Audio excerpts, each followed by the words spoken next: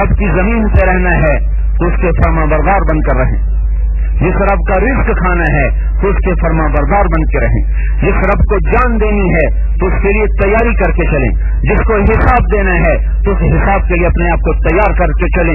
اس غفلت میں نہ مر جائیں میرے بھائیوں، ورنہ سوائے ہلاکت کے کچھ نہیں ہوگا۔ یا فاطمہ بنت محمد انقذی نفسک من النار فإنی لا اغنی عنک من اللہ شیئا۔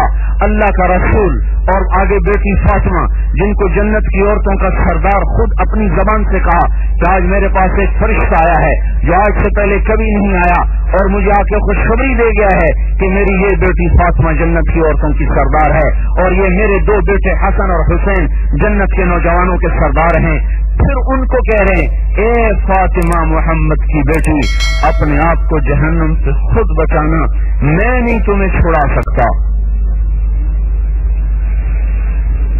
اگر اللہ نے پکڑ لیا من الذی یشفع عنده الا باذنہ، اس کی اجازت کے بغیر کون سفارش کرے گا؟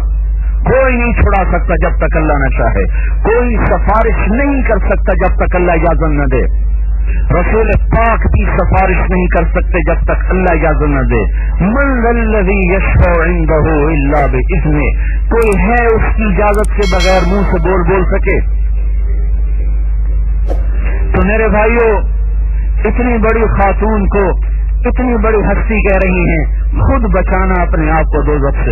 یا صفیہ بنت عبد المطلب، اے صفیہ میری پھوپھی، انقذی نفسک من النار، خود بچانا اپنے آپ کو جہنم سے۔ فإنی لا اغنی عنک من اللہ شیئا، میں نہیں تمہیں، اگر اللہ نے پکڑ لیا میں نہیں چھڑا سکتا۔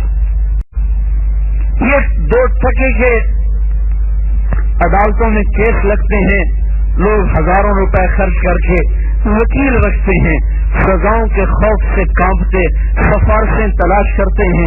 اس احکم الحاکمین کے سامنے میرا آپ کا کیس لگنے والا ہے،